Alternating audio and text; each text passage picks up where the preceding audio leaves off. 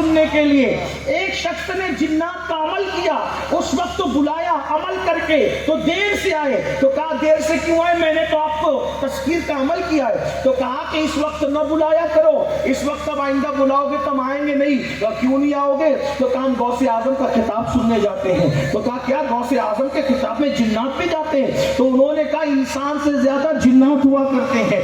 بلکہ آپ کو حیرت ہوگی, صرف انسان جنات نہیں بلکہ حوصلہ افزائی کے لیے رسول اللہ خود بھی تشریف لایا کرتے تھے. ایک مرتبہ کا واقعہ ہے, سرکار غوث پاک خطاب کر رہے ہیں, دیکھو کیسے سدھارتے ہیں لوگوں کو, خطاب کریں. اب خطاب یہاں بھی ہو رہا ہے, ادی کیا پتنی کا شوربہ کیا, اپنی اوقات کیا. اس میں سے کچھ ایسے بھی بھائی لوگ ہوں گے کسی کو استنجا لگی ہو, اب استنجا لگی تو اٹھ کے جائے گا نا آدمی, صحیح. اور اگر اٹھ کے جاتے تو کچھ شرماتے بھی ہے کہ وہ بھی جائے, مولانا ٹوک دے تو کیا ہوگا, ہے نا. حالانکہ بھائی اس کی ضرورت, اس کو جانا چاہیے اٹھ کے. بہرحال تو آپ کے قریبی مرید شیخ علی ابن ہیتی, ان کو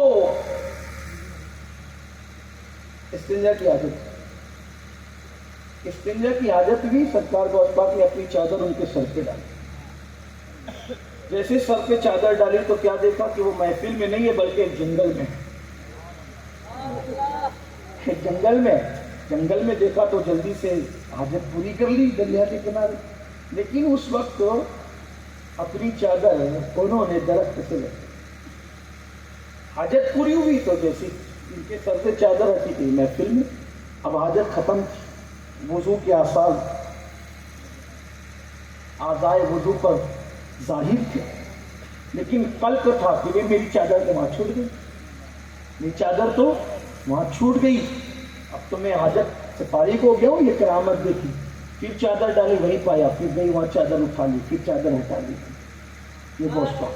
ایک دن وہی شیخ علی ابن ہیتی بیان سنتے سنتے سو گئے, نیند آ گئی. اب کسی کی تقریر میں کوئی چلا کے تقریر کرے اور کوئی سوئے تو وہ سوچتے ہیں یار میں اتنی محنت کروں, یہ سو رہا ہے.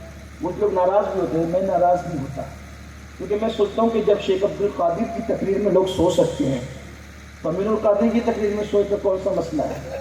اپنی اوقات ہی کیا, سو رہا سو لے تو اچھی بات ہے, یہی نیند پوری کر لینے, میں ناراض نہیں ہوتا.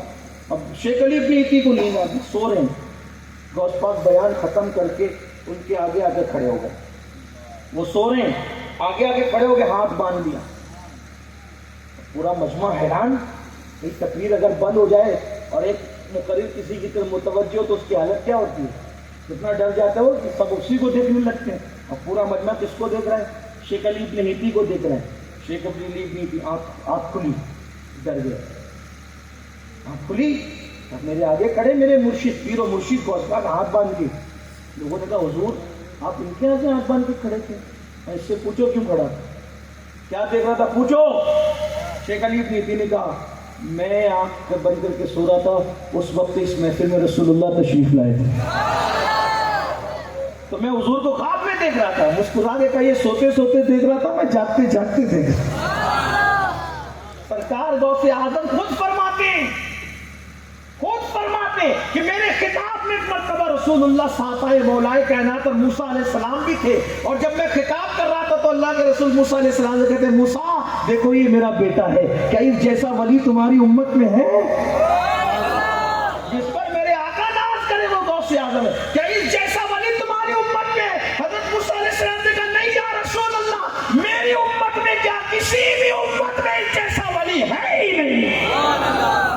سرکار غوث اعظم نے اللہ کا دین زندہ کیا, یہ آپ کی سب سے بڑی کرامت ہے. لیکن آج اسی دین سے ہم کو سو دور ہو گئے.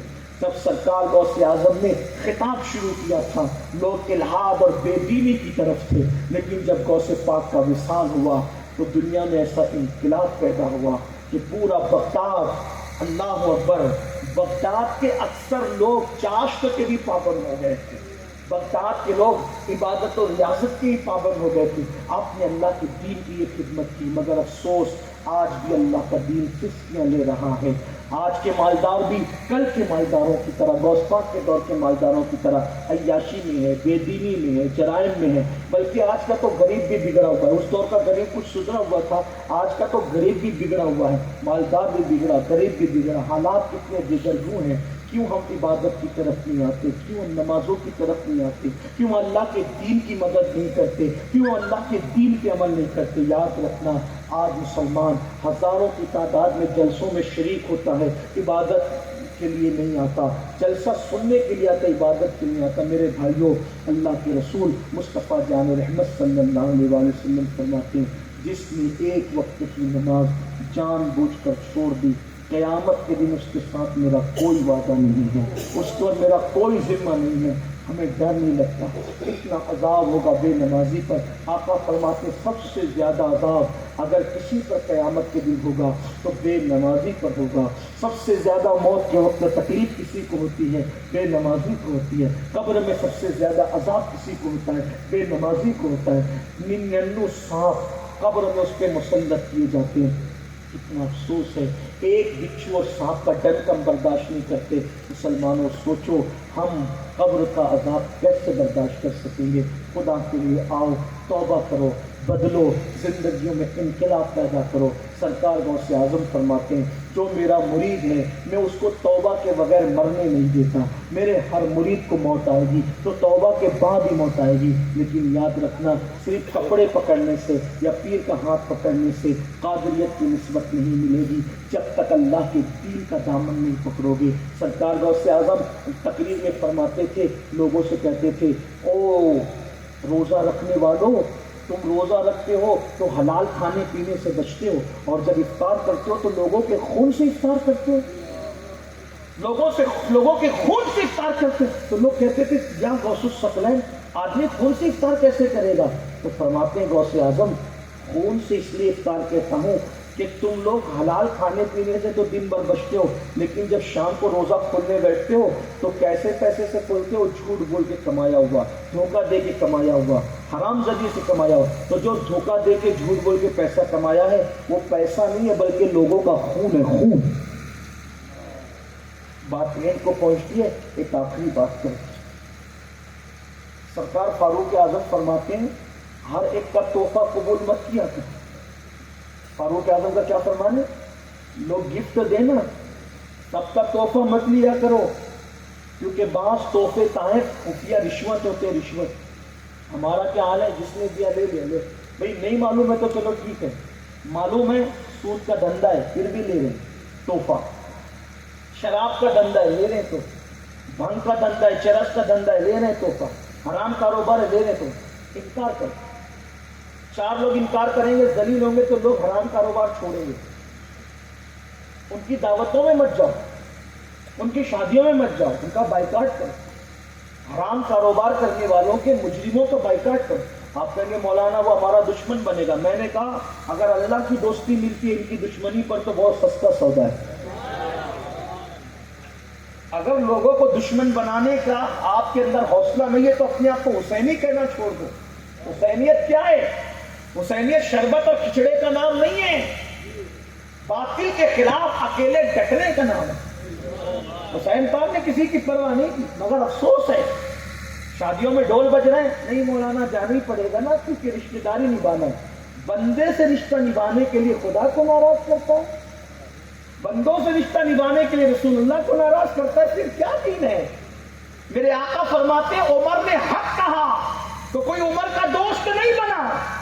حق کی وجہ سے لوگ عمر کے دوست تو زیادہ نہ بن سکے، لیکن اللہ نے انعام یہ دیا کہ اس کو اپنا دوست تو بنا لیا. اس لیے حق پہ رہو. جو حرام کام کرتے سمجھاؤ، نہیں کرتے ان کو چھوڑو. بلکہ آج کل شرابی لوگ بھی آتے ہیں، ہم ان کو جاؤ سیٹ بیٹھو، آؤ پناہ بیٹھو، داماد بیٹھو، یہ بیٹھو. میرے آقا علیہ السلام فرماتے ہیں جس کو پتا ہے کہ یہ بندہ نشہ کرتا ہے پھر بھی وہ اس کو عزت سے بٹھا رہا ہے، شرابی کو، نشہ کرنے والے کو. آقا فرماتے ہیں شرابی کو عزت سے اپنی محفل میں جس نے بٹھایا، قیامت کے دن اللہ اس کو اندھا اٹھائے گا. اندھا اٹھے گا وہ قیامت کے دن. یہ جو ہم سب جرائم کرنے والوں کے ساتھ نرمی کر رہے ہیں نا، تو اس لیے ہمارا یہ سب بگاڑا ہو رہا ہے. اگر ہم سب پہ اسٹینڈ لے لیں نا تو یقیناً لوگ سدھریں گے. تو بہرحال دیکھو غوث پاک. ہم لوگ کہتے ہیں مولانا اخلاق اخلاق. میں کہتا ہوں اللہ نے جتنا کہا اتنا ہی اخلاق ہے. اس سے بڑھ کر بھی اخلاق نہیں, اس سے کم بھی اخلاق نہیں. یہ شان ہے مومن کی.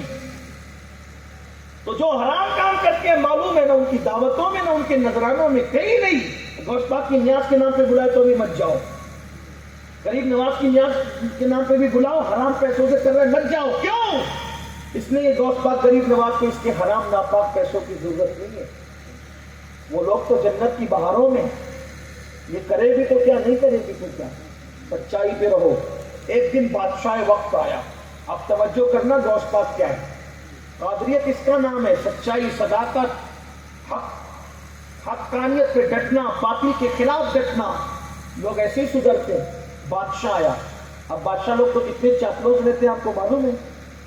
بڑے لوگوں کو نذرانہ دے کر, تحفے تحائف دے کر کے لوگ اپنی طرف کرتے ہیں.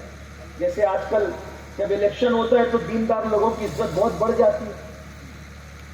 5 سال تک کے مسجد کے امام, علماء, کسی کی کوئی اہمیت نظر نہیں آتی. لیکن جب الیکشن آئے گا تو لوگ, امیدوار لوگ آ کر کے سلام, دعا, حضرت آپ تو صرف سر پہ ہاتھ رکھ دو بس. آپ تو صرف سر پہ ہاتھ رکھ دو. سر پہ ہاتھ رکھا, فوٹو وائرل کر دیا, حضرت نے میری تعریف کر دی. ہماری جماعت کے ایک بزرگ ہیں, بہت بڑے بزرگ ہیں, بڑے حق کو ہے وہ بھی. ایک آدمی آیا, امیدوار تھا الیکشن میں, کہا حضرت میرے سر پہ ہاتھ رکھ دو. فرمایا کیوں؟ کہا اگر آپ ہاتھ رکھ دیں گے تو میں کامیاب ہو جاؤں گا. فرمایا بیٹا اگر میرے ہاتھ میں اتنی تاثیر ہوتی تو میں تیرے سر پہ کیوں رکھتا, اپنی سر پہ کیوں نہیں رکھ لیتا.